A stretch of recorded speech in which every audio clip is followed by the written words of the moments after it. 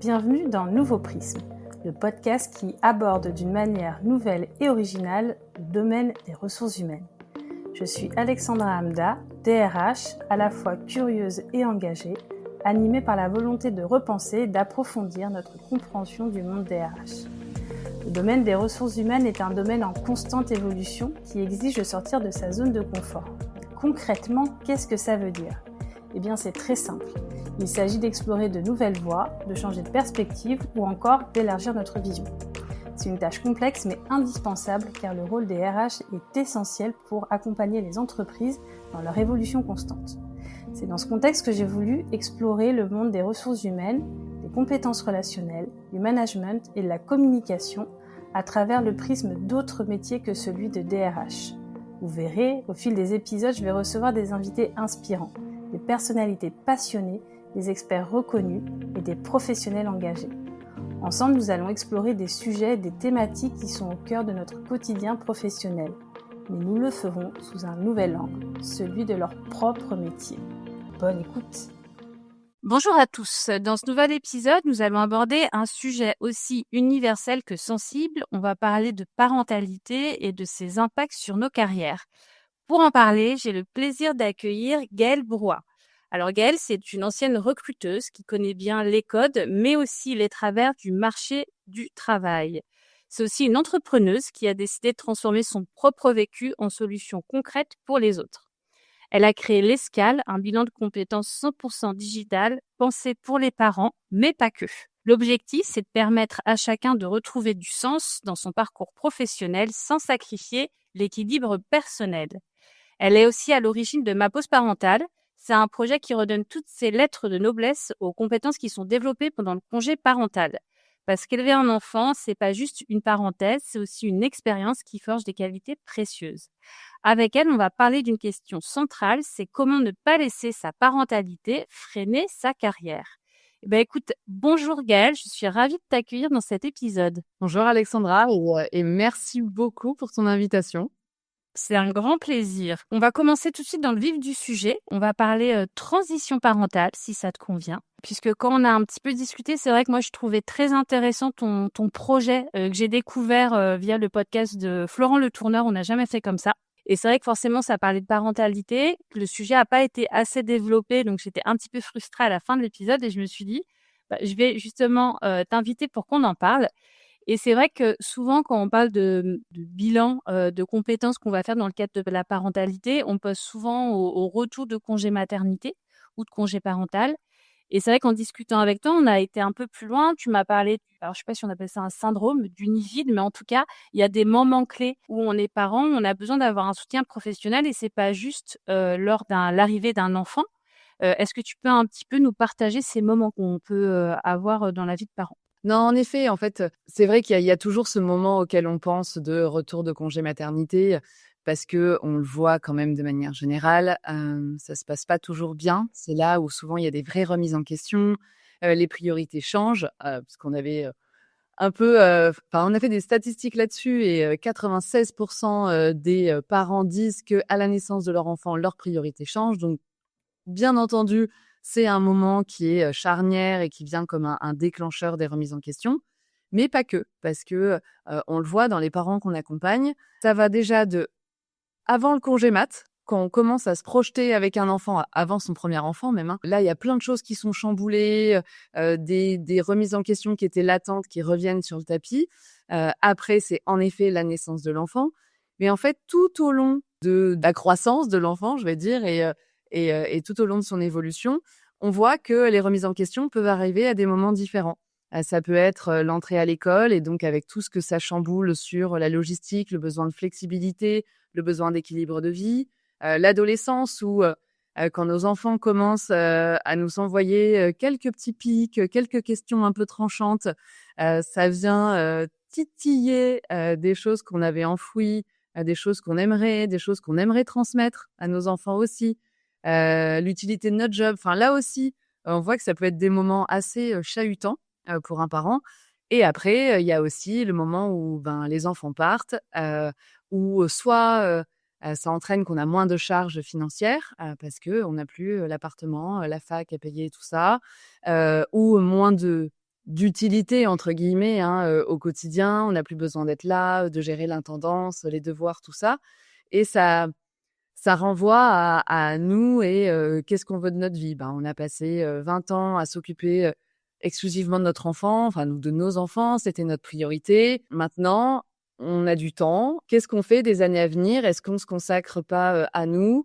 Qu'est-ce qu'on a envie vraiment, pour la fin de notre carrière? Enfin là aussi, c'est vraiment un moment qui peut être un déclencheur aussi aux remises en question. Voilà, donc en fait, on n'accompagne pas que les parents au retour de leur congé maternité, ou congé parental. On accompagne les parents tout au long de leur questionnement, dans leur vie. Du coup, j'imagine que ça impacte, forcément, la carrière. On en parlait enfin, tu parlais très bien, hein. Ça peut impacter et la carrière et aussi, du coup, les sources de motivation. Et toi, avec ton retour d'expérience, souvent, tu vas avoir, justement ces transitions, elles vont souvent impacter quoi? Elles vont plutôt impacter, la typologie de projet, c'est-à-dire des personnes qui vont plutôt passer en freelance. Enfin, tu vois, par exemple, je pourrais me dire, quand tu es parent, tu as besoin aussi de plus de flexibilité, donc aller sur du freelance. Est-ce que plutôt, c'est des personnes, qui vont essayer de réfléchir avec toi ou les autres, personnes qui accompagnent, de se dire: «Comment est-ce que je peux ajuster le travail dans lequel je suis pour m'y retrouver au niveau professionnel?» Enfin, comment ça impacte tout ça, ces transitions-là? Au départ, c'est vrai que, l'argument qui revient beaucoup, c'est, le besoin d'équilibre, le besoin de plus de temps. On a besoin de temps quand on est parent, donc on a besoin, souvent d'un job un peu plus flexible ou avec plus de télétravail. Enfin, on a besoin d'être là pour ses enfants. Mais, dans les faits, il y a aussi beaucoup d'autres choses, en fait, qui reviennent. C'est que, parfois les parents disent: «Bon, quitte à faire garder mon enfant, 10 heures par jour, j'ai besoin que ce projet, il ait du sens». Et il y a aussi vraiment cette, notion de sens qui revient, peut-être autant finalement que le besoin de temps. C'est que, voilà, la parentalité vient aussi remuer ce qu'on veut pour soi, ce qu'on veut être, ce qu'on veut transmettre, on le disait et cette notion de sens, elle est vraiment très, très forte. Et souvent ça s'accompagne, tu vois, de remise en question aussi sur des plans beaucoup plus larges, sur le plan environnemental, écologique. Tu sais, d'un coup, on a des envies d'autre chose. Comme les priorités ont changé, on se rend compte que les choses, auxquelles on tenait avant ont moins d'importance, mais d'autres en ont beaucoup plus. Et donc voilà, donc ce besoin de sens, il revient beaucoup, le besoin d'équilibre de vie. Donc dans les projets qui aboutissent suite au bilan, on voit un peu de tout. On voit en effet des personnes qui vont se lancer dans un projet entrepreneurial, mais pas que. En fait, on se rend compte que l'épanouissement, revient aussi, juste en faisant parfois des petits pas de côté, des ajustements. C'est, suivre une formation, et avoir une casquette supplémentaire, dans son poste. C'est justement prendre un jour dans la semaine, pour faire un projet, qui nous tient à cœur à côté ou prendre un jour dans la semaine pour, être moins pris à la gorge sur notre, quotidien, notre charge mentale et pouvoir se consacrer mieux à son job. Il y a vraiment tout type de projet derrière, mais globalement, nous, on essaie quand même de démystifier un peu le bilan. Il y a pas que des reconversions où il y a des virages à 180°, parce que parfois on retrouve de l'envie, de l'épanouissement, du sens, juste en réfléchissant à ce dont on a vraiment envie, à pourquoi on est là, pourquoi on le fait et juste parfois de mettre des mots, de comprendre, ça permet de repartir, boosté, de reprendre confiance, parce que souvent là aussi, le retour de congé mat, enfin la parentalité, entraîne quand même pas mal de remises en question et de perte de confiance. On en parlera peut-être, hein, des retours de congé mat difficiles, des choses qu'il faudrait faire quand même pour accompagner les parents. Mais du coup, voilà, le bilan permet vraiment de reprendre confiance, de re se repositionner par rapport, au marché du travail et donc voilà et on essaie de rassurer les parents. On n'a pas besoin de tout plaquer pour être mieux, mais juste parfois de faire des petits pivots et c'est reparti. Ouais, vous permettez une prise de hauteur, en fait, sur, l'état, la situation de la personne et là où quand on est seul, on va boucler, boucler, boucler. Vous permettez vraiment de se poser les bonnes questions et de mettre en perspective les choses. Non, je complète juste parce que c'est exactement ça. C'est que parfois, on a l'impression qu'on a fait le tour de son poste, qu'on n'en peut plus et en fait, c'est juste la manière dont on le fait qui ne va plus. Mais après, quand on va creuser les moteurs, les envies, les talents de la personne, elle a encore ce métier dans la peau, mais c'est juste comment on le fait différemment. Est-ce qu'on change d'équipe? Est-ce qu'on change d'entreprise? Est-ce qu'on change de secteur? Est-ce qu'on change de manière de le faire, en effet, en étant indépendant et cetera? Enfin, il y a plein, plein de façons, finalement, d'arriver à réajuster, son poste sans tout plaquer. Parce que justement, quand on est parent, on peut pas forcément tout plaquer et c'est ça qu'on essaie de dire. Mmh. Et quand je te présentais, donc justement, j'expliquais que l'escale, vous accompagnez des parents, mais pas que, hein. Mais pour le coup, vous avez complètement adapté, le format du bilan de compétences pour vous adapter justement aux contraintes, notamment des parents. Puisque tu le disais, il y a, métro, boulot, dodo, enfants, devoirs, amener au sport, les réunions d'école, et cetera, et cetera. Donc c'est pas toujours évident. Pourquoi justement un bilan classique, ça suffit pas, pour un parent, au-delà des contraintes que j'ai pu, énumérer? Peut-être surtout parce que dans les bilans classiques, on va pas aller creuser, la vie perso et nous, on est convaincus qu'on peut pas réfléchir à un projet professionnel sans prendre en compte, sa vie personnelle. Parce que sa casquette de parent, on peut jamais la poser. Enfin, c'est pas parce que, voilà, tu vas bosser que, ta charge mentale, ta culpabilité, tes contraintes s'en vont et donc pour nous, c'est impossible de réfléchir à l'un sans prendre en compte l'autre. Donc pendant tout le parcours, durant toutes les étapes du bilan, eh bien, on va confronter à la vie perso. OK, c'est quoi tes contraintes financières depuis que tu es parent? C'est quoi tes contraintes logistiques? C'est quoi tes barrières limitantes aussi? On en a beaucoup quand on est parent. Enfin, on va toujours essayer de recouper avec justement, cette vie perso pour pas qu'après il y ait de frustration. Parce que ce qu'on a pu reprocher à certains bilans de compétences, c'était que ça pouvait être un peu déjà déconnecté de la réalité du marché. Ça, c'est un sujet, on pourra revenir dessus. Et aussi pas forcément, les idées qui émergent sont pas forcément réalisables avec nos contraintes personnelles. Et donc on a voulu, nous, essayer de rester dans le concret et surtout essayer de toujours, mettre en parallèle les 2 sujets, pro et perso. Dans les plans d'action qu'on met en place, il y a un plan d'action professionnel, mais il y a un plan d'action personnel. Voilà, on est toujours là-dessus et pendant tout le parcours, on va aussi, on a créé des modules, bonus un peu, supplémentaires qui viennent traiter de problématiques qui sont, souvent communes à beaucoup de parents, pardon, qui sont, justement la culpabilité, on en parle beaucoup, la charge mentale, le besoin, d'équilibre, entre pro et perso, le couple aussi, c'est un sujet, les craintes qu'on a liées à l'argent, c'est que justement on a peur de se lancer parce qu'on a des contraintes. Enfin, tous ces sujets, on vient les aborder en même temps que, le corps, le tronc commun du bilan, pour justement être sûr qu'on travaille sur les 2 tableaux. Ça, c'est une raison pour laquelle un bilan doit être adapté, aux parents et pourquoi un bilan classique ne suffit pas. Et après, au-delà de ça, si on parle des sujets plus pratiques, on a essayé de le rendre le plus flexible possible parce que, caler, par exemple, des rendez-vous physiques, de 2 heures dans la semaine quand déjà, comme tu disais, on doit se frapper, les accompagnements, le machin, tout ça, peut-être un enfant malade, bref, voilà, c'est quasi impossible. Donc, nous, on propose un bilan à distance. Nos accompagnatrices sont hyper, disponibles parce que, si jamais il faut faire, une visio, le soir, alors pas non plus à minuit, mais voilà, ou le matin, on s'adapte. On compte même plus le nombre de visios où il y a un enfant au sein, un enfant sur les genoux, ou on doit en partir 3 fois parce que, il y a des trucs à gérer. Enfin, ce qu'on dit, on le fait. C'est que si c'est un bilan pour les parents, on s'adapte et on essaie de les rendre les plus à l'aise et bien et en confiance possible parce que, si c'est pour que ça rajoute une contrainte supplémentaire, on a tout perdu. Donc, voilà, on essaie de faire en sorte qu'ils soient bien. Est-ce que tu aurais des exemples un peu inspirants justement, si on reste dans le sujet, parents que vous accompagnez, de reconversion, d'évolution ou d'entrepreneuriat? Alors moi déjà, j'ai envie de donner ton exemple, hein, parce qu'il est quand même assez inspirant. Est-ce que tu peux nous partager des exemples d'accompagnement justement que tu as eu ou que tes équipes ont pu avoir, dans le cadre de l'escale? Ouais, merci pour pour l'exemple, mais après, alors pareil, je pense que les reconversions totales, comme je disais, ça représente 20 des personnes, Mais c'est des bien de parents le qui dire, enfin, tu vois, oui, de parce que c'est démystifier. toujours important, parce qu'en fait, sinon les personnes qui vont se lancer dans un bilan, soit vont se dire: «Ah ouais, mais moi finalement, bon, il se passe pas grand-chose», ou alors: «Ah bah non, je fais pas un bilan parce que alors moi je suis pas capable de tout plaquer maintenant». Donc voilà, remettre l'église au centre du village et de dire: «Attention, les reconversions totales qu'on voit dans les films, qu'on écoute dans les podcasts, ça représente qu'une petite partie des personnes accompagnées». En revanche, oui, il y a des belles histoires. Il y a une des personnes qu'on a accompagnées tout au début de l'escale qui a lancé une marque qui, commence à faire le buzz, qui s'appelle Good for Mama. C'est des bouillons justement adaptés aux mamans qui sont envoyées justement pendant les congés parentaux, etc. Enfin, puis après, on peut acheter de manière générale partout, mais c'est une belle histoire.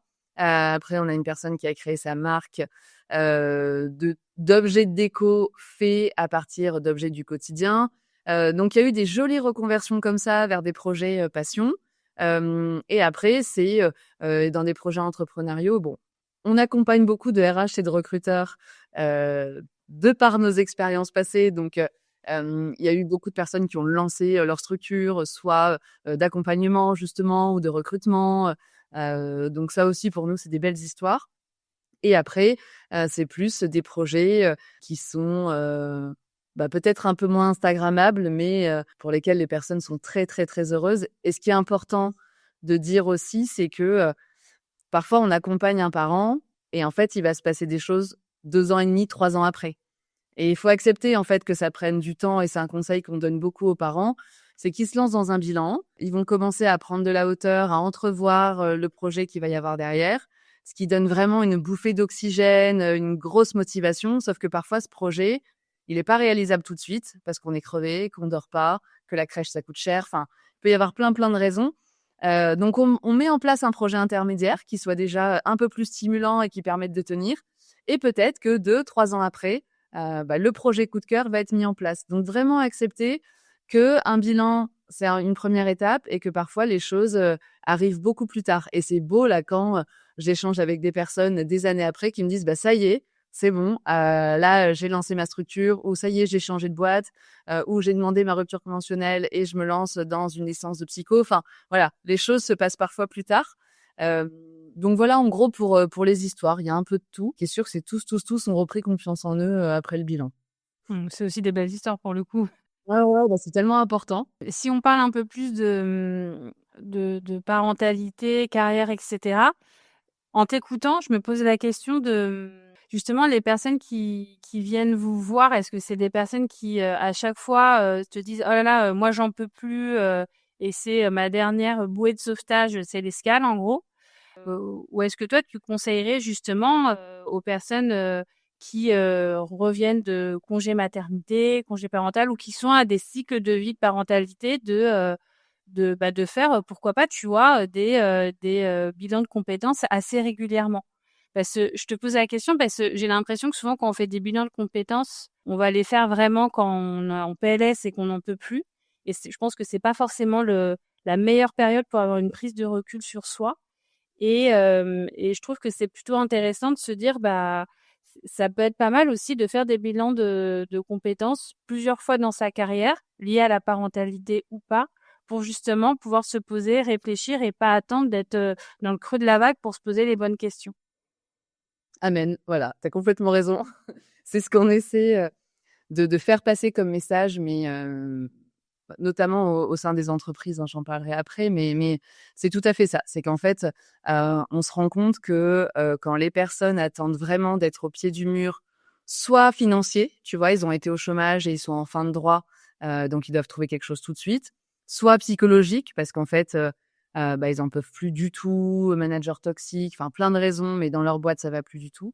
Quand les personnes attendent vraiment d'être au pied du mur, c'est pas forcément la meilleure configuration parce que elles vont tellement être dans l'urgence que, par exemple, pendant le bilan, elles vont sauter sur les premières annonces venues, elles vont se précipiter sur des postes et elles vont pas prendre le temps d'explorer toutes les pistes qui vont s'offrir à elles. Et c'est là où le bilan est puissant, c'est vraiment d'explorer tous les projets qui vont émerger.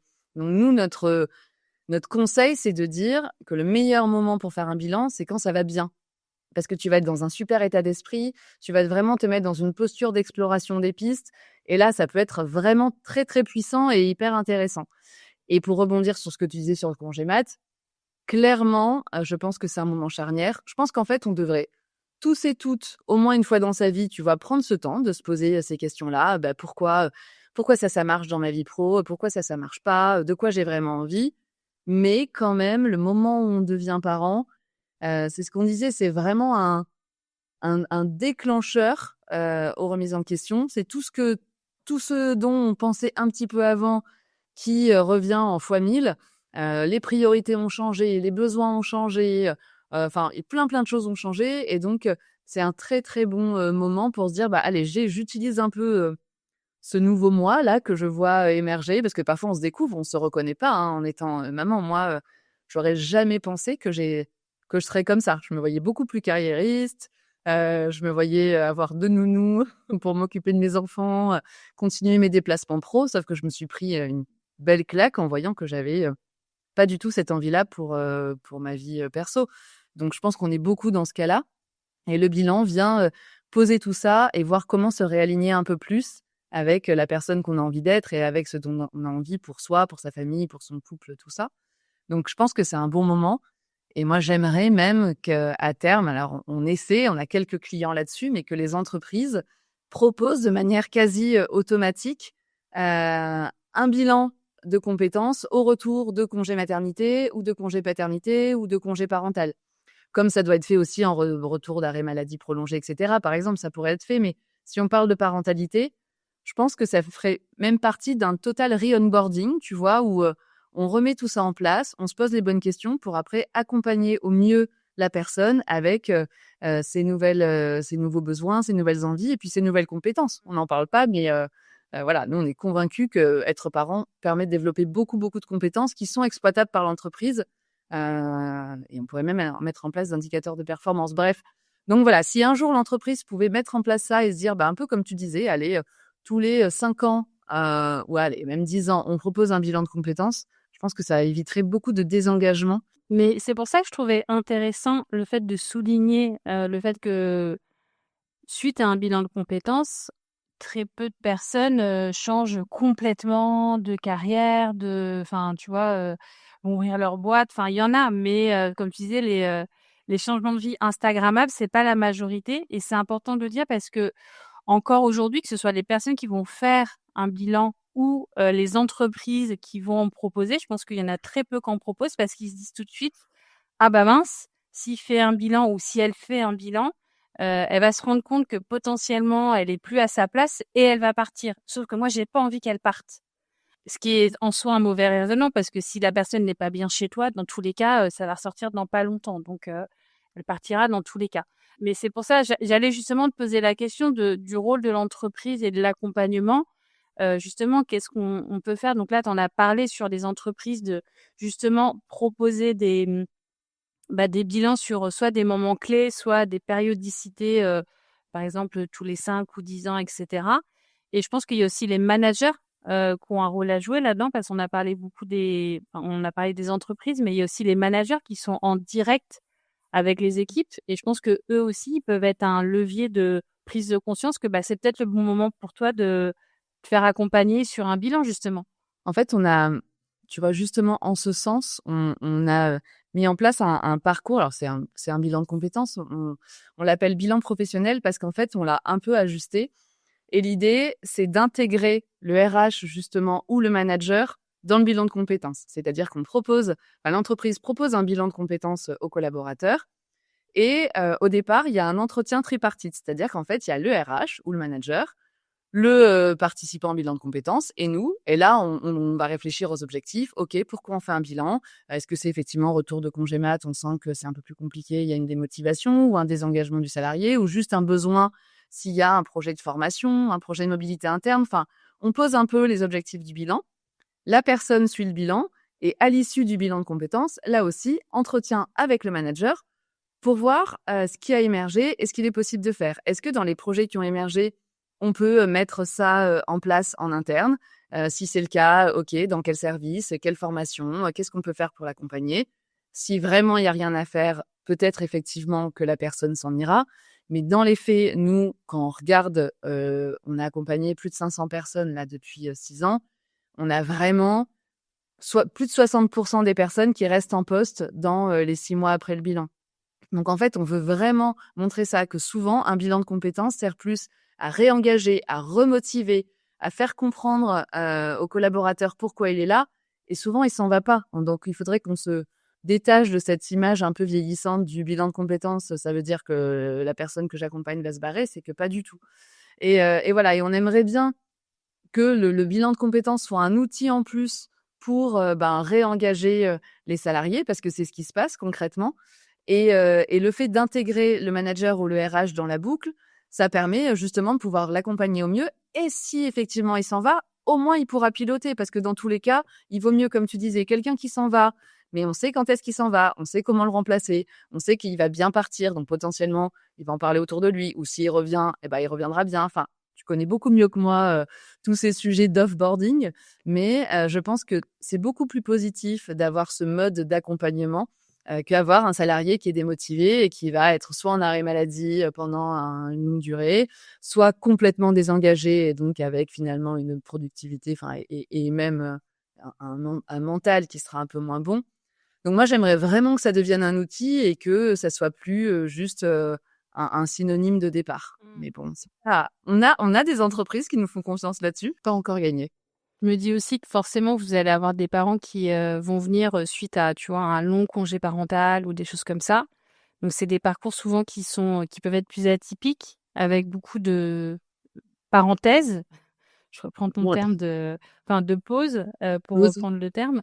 Il y a l'initiative que toi, t'as lancée il y a un certain temps. Je crois que tu m'avais dit qu'il venait des États-Unis, c'est ça, avec ma pause parentale, où on se rend compte que justement, pendant les congés parentaux ou maternité, second parent, etc., on va développer des compétences.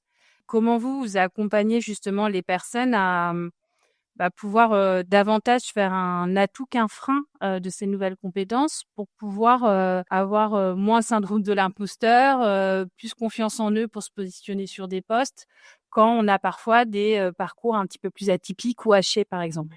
Point de départ, effectivement, c'était cette initiative Ma pause parentale sur LinkedIn, sourcée des US. Hein. Je n'ai pas inventé, mais j'avais trouvé ce concept super de pouvoir intégrer dans son profil LinkedIn et dans son parcours professionnel sa casquette de parent. Donc mettre, par exemple, que de 2014 à 2015, j'ai été dans l'entreprise Ma pause parentale, c'est-à-dire que j'ai été en congé parental ou en congé paternité ou en congé maternité. Mais l'idée, c'est vraiment de montrer que être parent, ça fait partie du CV. C'est pas un trou dans un CV. Et justement, quand on s'arrête une activité salariée, hein, voilà, parce que c'est pas vraiment un arrêt, mais voilà, quand on fait une pause dans sa carrière classique et qu'on s'occupe de ses enfants, on développe d'énormes compétences. Et en plus, c'est assez prouvé, c'est-à-dire que aujourd'hui, quand tu vois les soft skills qui sont le plus demandés en entreprise, c'est exactement les soft skills que les parents développent en devenant parent, justement. Quand tu parles de hauteur de vue, d'empathie, de capacité de négociation, de capacité d'organisation, enfin, tu vois, tous ces sujets, c'est ce que tu développes. Sauf que c'est très dur pour un parent, alors surtout une maman. Là, désolée, je vais repartir du côté féminin, mais le manque de confiance, il est très, très féminin. Mais c'est très dur pour une mère d'accepter que elle va pouvoir parler de ces compétences-là, que devant un recruteur, elle va pouvoir dire que elle a appris à être voilà beaucoup plus pragmatique. Enfin voilà, tous ces sujets-là, c'est compliqué. Donc nous, on essaie de dire comment on transpose ces compétences parentales en compétences professionnelles. Et alors ça demande du temps. C'est vraiment un exercice où on reprend tout ce que la personne a fait, par exemple pendant son congé parental, parce qu'en général, les personnes font énormément de choses. C'est pour ça que c'est dommage de penser qu'on s'arrête, mais bon, et que ce soit si peu valorisé, mais c'est un autre sujet. Mais donc voilà, on reprend tout ce qu'elle a fait pour essayer de lui redonner confiance en ses compétences, en ses talents, pour pouvoir les mettre en avant. Et là aussi, en fait, je pense que petit à petit, ça va être long, mais on va y venir, mais on se rend compte de plus en plus que toutes les hard skills, enfin les compétences techniques, elles sont de plus en plus éphémères et usables. C'est-à-dire que maintenant, une formation que tu suis potentiellement un mois après, c'est plus valable. Enfin, tu vois, tous ces sujets-là, finalement, ils ont beaucoup moins d'importance que tes soft skills que tu vas montrer en entretien. Donc, je pense que on va y venir, mais voilà, c'est encore dur d'avoir des recruteurs qui vont être à l'écoute de ça, de ces pauses dans un parcours et pour pouvoir aider la personne à mieux les valoriser en entreprise. Donc là, je pense que les entreprises ont vraiment un rôle à jouer là-dessus. Des ateliers, justement, qui seraient faits auprès des parents ou des choses comme ça pour leur redonner confiance, parce que je suis convaincue que c'est un vrai, vrai levier de performance pour l'entreprise, que les parents ont beaucoup, beaucoup à apporter aux entreprises, mais il faut juste leur montrer que Enfin, ouais, leur redonner confiance principalement. Je pense que c'est un vrai sujet, je suis d'accord avec toi, très, féminin, mais sur lesquels les femmes notamment ont besoin d'être accompagnées. Alors très féminin et je pense aussi quand c'est des hommes, qui prennent des congés, parentaux, il y en a pas beaucoup et c'est socialement pas du tout reconnu, et ça peut être aussi un vrai sujet, les papas qui s'arrêtent derrière pouvoir reprendre une vie active et sans avoir le syndrome de l'imposteur, je pense que socialement, il y a des vrais préjugés là-dessus. Donc, il y a beaucoup de boulot encore à faire. Ce sujet que tu abordes, il est hyper important. C'est qu'en fait, on avait organisé un événement sur la parentalité en entreprise il y a 2 ans. Et en fait, on voit que les entreprises, bon, et même les pays où les pères prennent de manière systématique déjà leur congé paternité, au-delà du congé parental, hein, mais le congé paternité, ça crée beaucoup plus de parité dans l'entreprise. Parce qu'en fait, dès que le père s'imprègne dès le départ des problématiques liées à la parentalité, eh ben forcément, il va faire bouger les lignes et en interne et dans sa vie perso. C'est-à-dire quand il va galérer sur les modes de garde, il va demander à son manager de faire quelque chose. Quand il va galérer sur quelque chose. Et en fait, en entreprise, les lignes bougeront que grâce aux hommes. Donc déjà, si les hommes prenaient tous leur congé paternité, surtout les managers, parce que dès que l'exemplarité y est, après ça Ça en bouge. découle. Si les hommes prenaient leur congé paternité déjà, mais la totalité, et souvent en décalé, on conseille de le prendre en décalé de la mère, pour que vraiment le père prenne à part entière finalement son rôle de papa. Et même, et comme tu dis, les congés parentaux, si tant est qu'ils soient, je pense qu'ils vont, comme ça va être revalorisé, ça va peut-être un petit peu faire changer les lignes.